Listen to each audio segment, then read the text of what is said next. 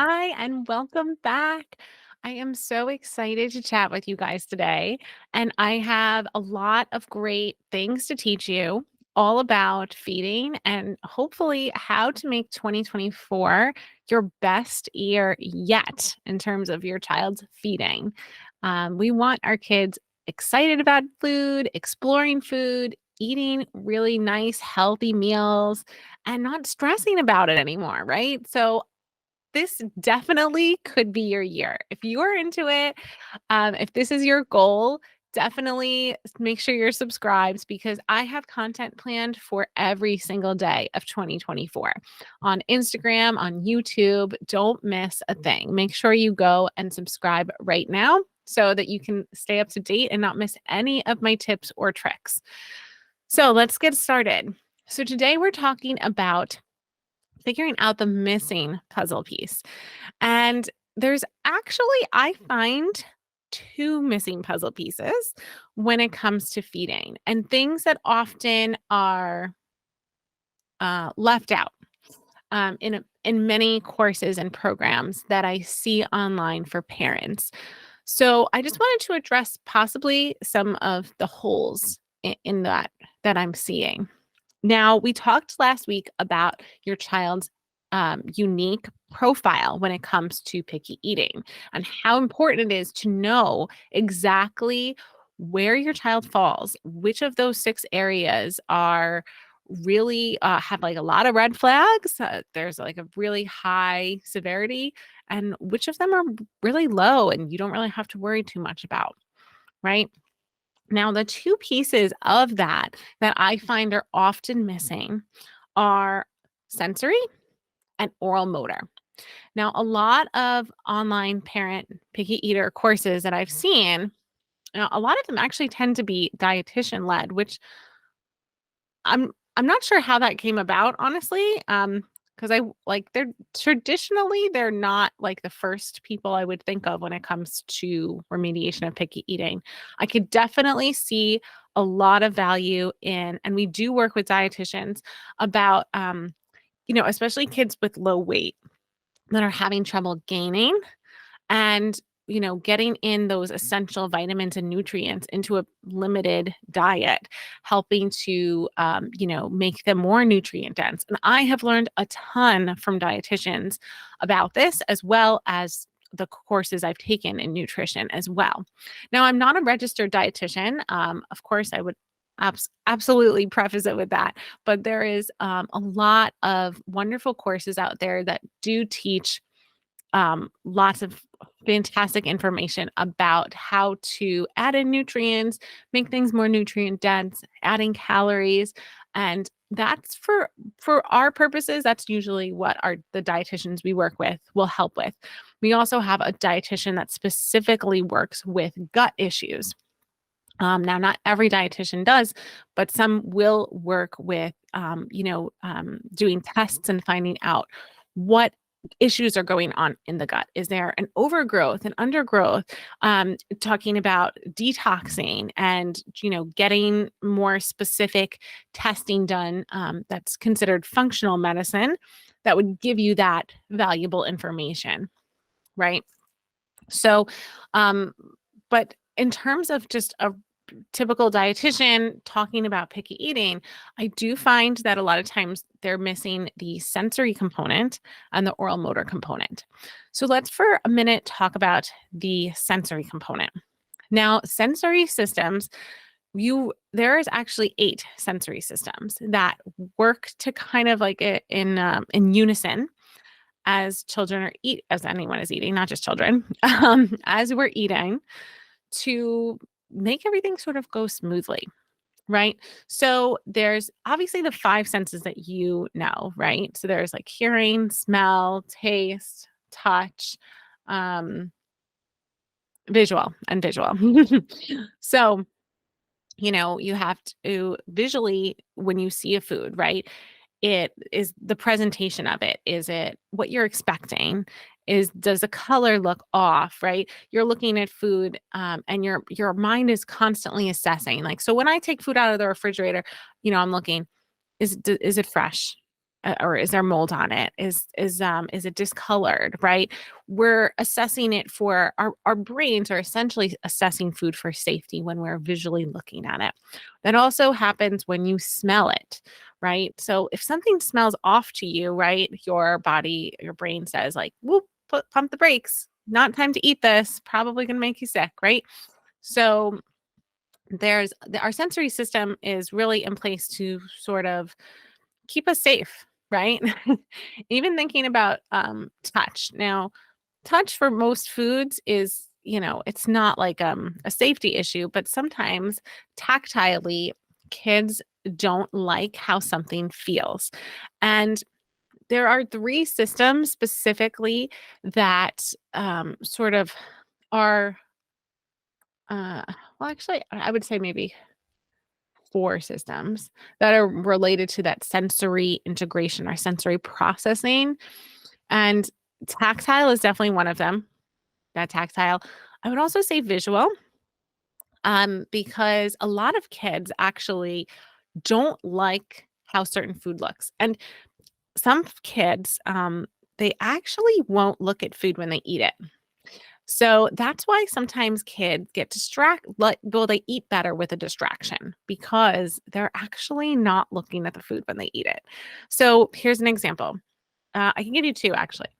So kids that eat out of pouches, they don't actually see the food. Do you ever have a kid who eats out of a pouch, but if you were to put it in a bowl, they won't eat it? Well, visually, they are not accepting the food as it looks, right? But if it's in a pouch, they can't see it. So that puts that layer of safety for them, right? Also, visually, sometimes kids don't like, we once had a kid who, after every time you took a bite, he had to cut it so that it always visually had a straight line before he took the next bite. He didn't like that it looked like there was a bite taken out, right? So vision can really throw off our picky eating and how well that system is working could really impact how well kids are eating. Also, the vestibular system. So, vestibular is our balance, right? So, if our body is not balanced, if we do not have stability, so what do I mean by that? So, we talk about positioning all the time and the importance of positioning. But for eating, your trunk, your like your chest, stomach area, the trunk of your body, the main core of your body has to be stable so that you can dissociate or move your arms, legs, and at a smaller level, grading your jaw, which means opening and closing to certain degrees or heights, to actually chew that food.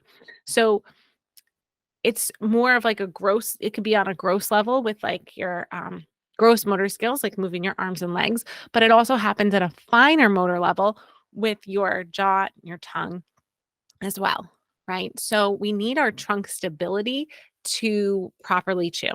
So think about kids that don't have their feet planted on their chair, right? A lot of high chairs and a lot of kids' chairs, their feet are dangling. They're dangling, they're waving in the wind.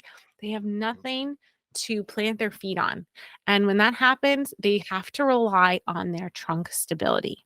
And if they do not have adequate stability in their trunk, if they don't have good core strength, their body is constantly going to be trying to right itself. And when your body is working hard to do that, doing finer movement like things like chewing is going to go on the back burner. It's going to be too hard, right? So that's why this system is extremely important for eating, and it often goes missed. Okay. Proprioceptive. So this system is where your body is in space. Now, I have had so many OTs when I sent a chat when I'm like, okay, you definitely need an OT. Like, I have sensory training, but I can only go so far. And when I send you to someone, it's because, I know that there's a missing piece that I can't do myself. So a lot of times I've sent kids for OT, and the OT will tell me they have no idea where their body is in space. They are just almost like flapping along in the breeze, but they don't totally know where they are in space. So knowing where you are in space is like, if you were to close your eyes and move through your house, right? So for example, let's just say it's very dark. You can't find the light. You can't find your phone, but you got to get to the bathroom. It's pitch black. There is no power in the house. There's no lights. Everything is dark. But you have a sense of where your body is in space and where it is in relation to certain objects in your environment that you're familiar with. If you have no idea where your body is in space, that trek from your bedroom to the bathroom would be very difficult, if impossible. If you know where your body is in space, if your proprioceptive system is intact, you should be able to, maybe you'll fumble a little bit, but you should be able to pretty much get to the bathroom with no problem, right? So that's the difference between that a working system and a not working system, just like sort of like an analogy. Okay, your last one is interoception. And this system is all about feeling your internal body systems and having that feeling. And let me tell you, I know now as an adult that my interoception system was very off as a child. And it caused a lot of issues for me because I did not understand the feelings that I had as a child, or what they meant, or where I was even feeling it. Like I used to have panic. I used to have like basically like a panic disorder. I'd have these panic attacks over feeling sick, but I could not explain. I had no idea where in my body I was feeling sick. I just knew something felt wrong, right? And I would panic. I would think like, "Oh my gosh, I'm going to throw up. I got to leave. I'm going to get sick, or something's bad is going to happen."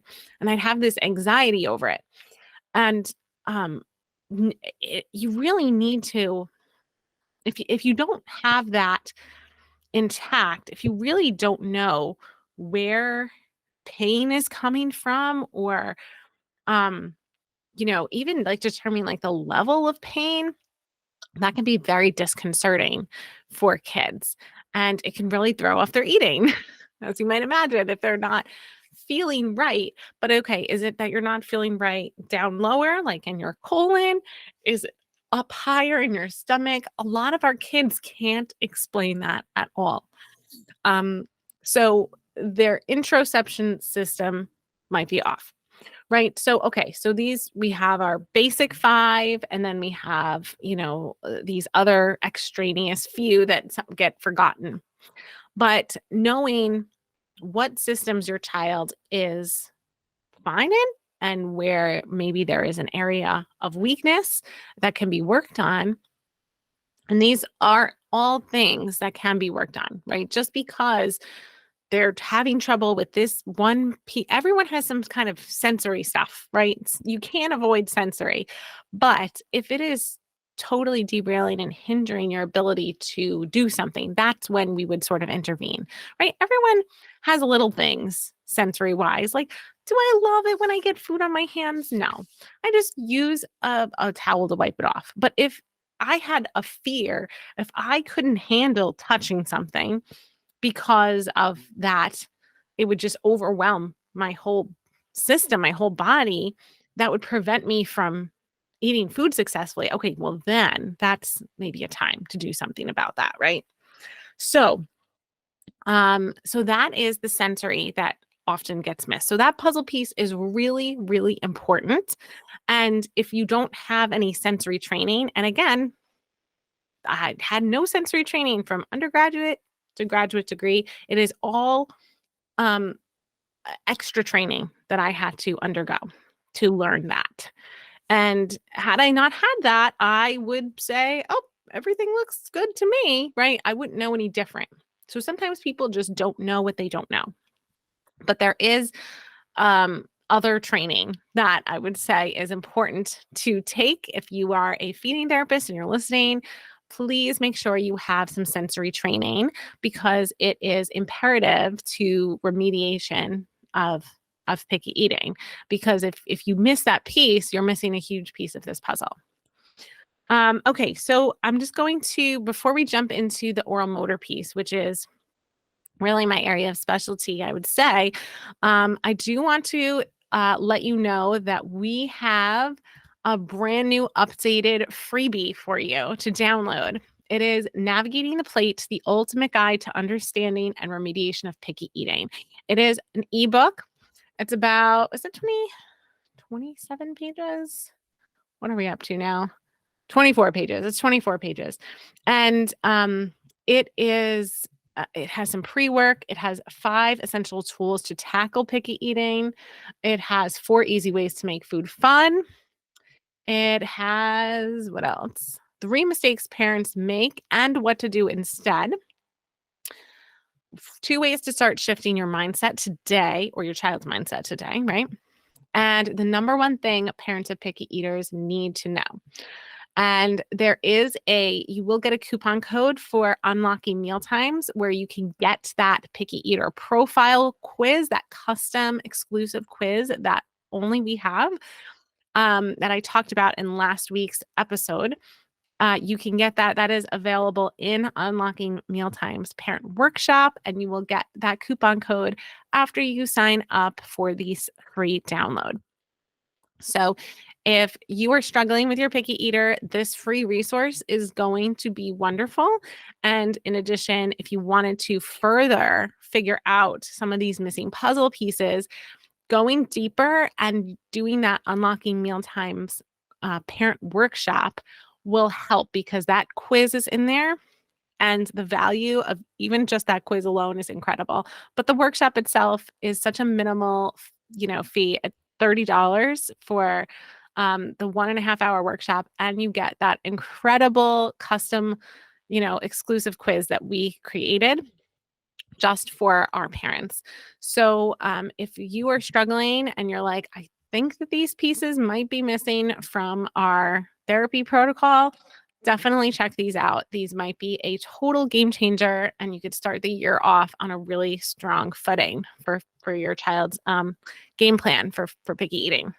Okay, so let's dive into the oral motor piece because this is so essential, and more than sensory, oral motor is missed. Even in the last episode, we talked about the oral motor piece a bit. And I did say, and I will say it again, so many times, this is the piece of the puzzle that parents and professionals will overestimate a child's ability. So what I hear often are things like, they chew just fine. They have no problem with oral motor. Oral motor skills are intact. My kid chews, no problem. Mastication, easy. Okay. But then here's what I see when I start to assess a kid. I see food scattered everywhere. I see tongue thrusting. I see tongue mashing into the palate. I see very poor control of food in the mouth. I see weak bite. I see jaw sliding, which we call jaw instability, which should not happen. You want a stable jaw. I see difficulty grading jaw movements, which means opening and closing the mouth with like precision, right? So for example, if you had a bite of like a Cheerio, you wouldn't open your mouth super wide, right? That would be like a jaw grading issue. And it doesn't have to be that specific. It's not like that's a test to see jaw grading. We sort of test it in a different way. And in our free guide, we actually talk about tools that we specifically use to work on these oral motor issues. So if you're interested, please check out our free guide. If you want to learn how to use them, our parent course we teach you how to use them. Okay. So what we need to figure out is what muscles are weak with their oral motor system, and are they functionally preventing the child from safely and efficiently moving food around in their mouth and swallowing, right? So there is a section of speech pathology called dysphagia, which is a specialty in swallowing disorders. Now, that's sort of how speech therapists even got involved in picky eating. Because you might think, well, what do speech therapists have to do with food?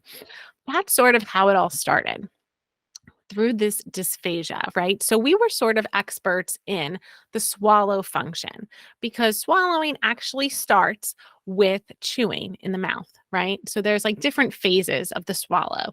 Then there's when it gets to the back of the mouth, then there's some automatic processes that happen. And we are the experts in that area because we have the most training in the head and neck area.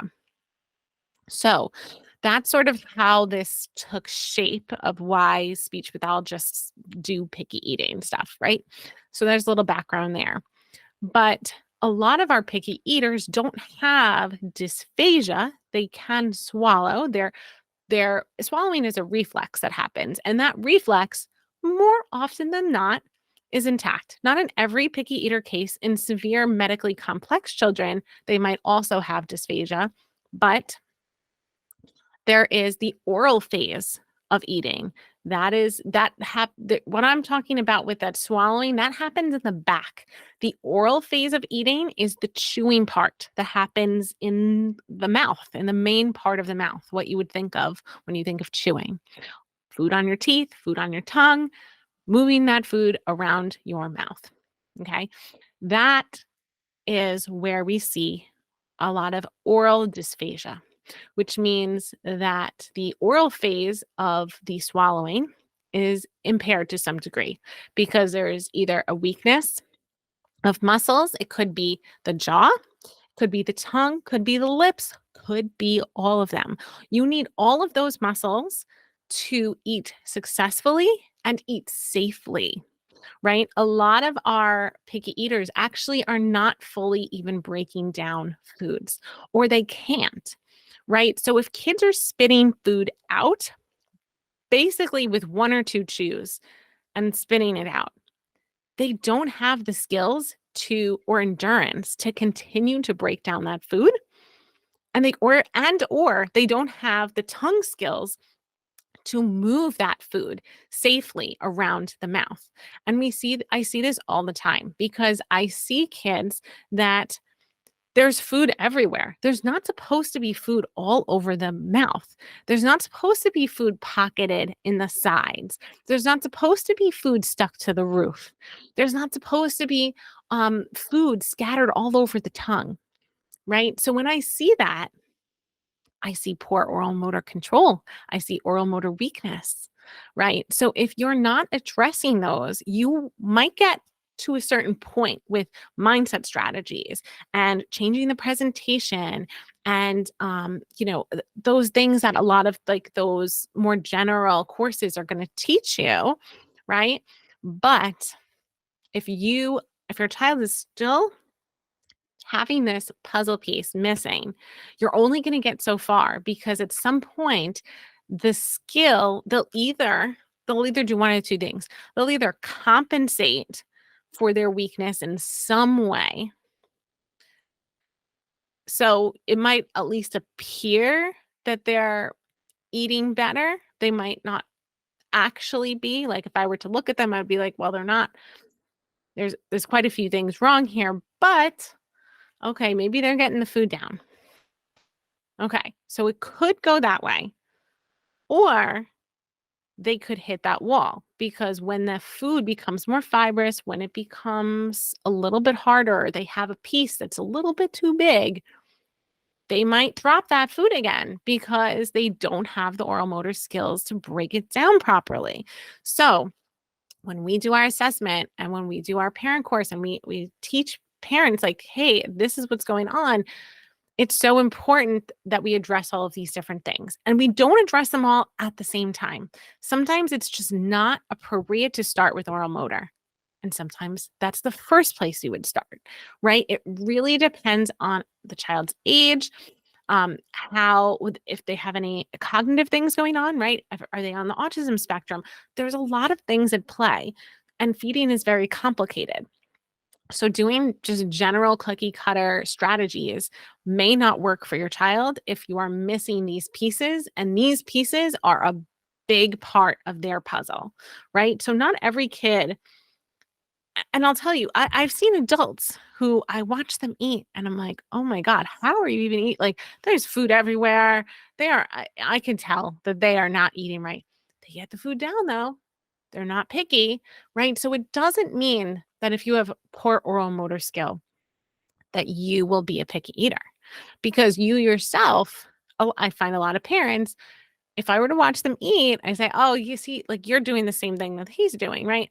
The difference is it didn't stop you from eating more foods, but it's stopping your child's for some reason, because you're different people, right? So some people will compensate and they'll find a way around it, or they just don't have that fear response and they're going to be able to just kind of like brush it off easier than someone else, right? But if that another person might have the exact same oral motor weakness, same sensory issues, and for them, they're not touching anything. They're not chewing anything because for them, it is too much. It is too big of a challenge, right? It's it- that's why, you can't just say for every person, well, they're going to need this oral motor exercise, or they're going to need this sensory exercise. Like this is exactly what you need to do to fix picky eating. It's going to be individualized for each person. Each person's profile is going to be different. That's why in that profile, that quiz I created, I need to know if there's fear there, because not every picky eater has fear. Sometimes it's a lot of that oral motor. They just spit food out. They just can't handle it. They're like, forget it. I don't care. Right. Other people, they have actually developed a fear because of some of these issues, right? So hopefully that makes sense to everybody. Hopefully I'm like making sense. I know it's a lot of information, but it's so key. It is beyond, like, it is so important for you to even just have that knowledge of like, oh wait, maybe this is why it's not working, right? That aha moment of like, oh, we didn't address this piece of the puzzle yet. Maybe we should look into this, right? That it might literally just be that you gained that from this episode, and that might be the thing to just turn this whole thing around for you. And I really hope it is. But just make sure that whatever, and I'm not saying that don't do their programs. I'm not saying you have to do our Picky Plates a Clean Slate course. That's not exactly what I'm saying here. What I am saying, there's value in all of their programs, I'm sure, right? And you would take something from every course or program that you do, I'm sure. I'm just saying that if your child is struggling in some of these areas and that program doesn't address these areas, even if it's not a course, even if it's an in-person program, if your provider doesn't have training in these areas, you might be running in circles. You might be going in circles with this. You might not see the progress that you are hoping to see. And it might take double to triple the time. And that's why sometimes I'll see parents even talking on, like Facebook message boards and stuff. And they're like, oh, yeah, we tried feeding therapy. It didn't work. Well, maybe you weren't addressing the right things. Maybe you were missing some pieces of the puzzle that weren't given to you. So I really want you to think about these missing puzzle pieces. And if you're not sure if they apply, you can, like I said, take that quiz that we created and get a general idea of if this is a little something more. And like I said, you can get access to that quiz directly through Unlocking Mealtimes Workshop, which is available on our website, www.foodologyfeeding.com/courses. You can also download our free parent guide, which will give you a discount code to that workshop. right? So those are maybe some options for you if you're not sure where to go. And I'm going to be honest, there's not a ton of providers out there that have all of this training. That's the problem with the program. There isn't a cohesive program, right? So there isn't like um a degree you can get in feeding therapy. I don't know if you know that, but that's not a degree offered in any school. I think there should be. But you can't when you go to a feeding therapist, that is a self-appointed title. I don't know if you know that. But there is no certificate they have that proves that they have training in all of these areas. Now, I will tell you that I do have training, but it's taken a lot. I mean, I've taken I don't want to use a bad word, a lot of courses. I've spent a tremendous amount of money educating myself on this topic, but that doesn't mean every therapist has, because like I said, a lot of these honestly, everything I learned about how to remediate picky eating, I did not learn in undergraduate or graduate school. They have all been learning from mentors and professionals who teach these little specific skill sets, learning about the jaw, learning about the tongue, learning about the sensory systems, learning about the specific interoception system, learning about the gut, learning about nutrition, learning about environment. Those are all different courses, right? So it is hard. And a lot of the world does not have these professionals readily available. I feel like in more in America, probably maybe Europe, there are definitely more in America at least for sure, a lot of more feeding professionals, but that doesn't mean that where you live, you're going to be able to necessarily find someone who has all of the training, all of these different skills to teach you and explain to you exactly what's going on. So that's why we created our Picky Plate to Clean Slate course so that we can help and mentor parents all over the world, no matter where they are, to try to get you the information that's going to give you the results that you're looking for. So we do hope that we have been able to achieve that. And if nothing else, hopefully our podcast episodes are absolutely free, and you can learn and take the information from them that will hopefully help you on your way to successful, happy, and stress-free meal times. That is truly what we want for you. So I do wish that for you, and I will see you next month. And we have something really exciting and special happening in February. So please stay tuned. We have a lot coming up that is going to be really awesome. So please stay tuned. Make sure you're subscribed if you are not already. We have content every day for the rest of 2024 on YouTube and Instagram. Lots of videos, tips, strategies. So make sure that you are subscribed so you don't miss anything. So hopefully this episode was really helpful to you today, and I will see you again next week. Have a good day. Thank you for listening to How to Unpicky Your Picky Eater. To learn more about achieving your child's feeding goals, check out Christine's website at foodologyfeeding.com. And be sure to tune in next time to How to Unpicky Your Picky Eater.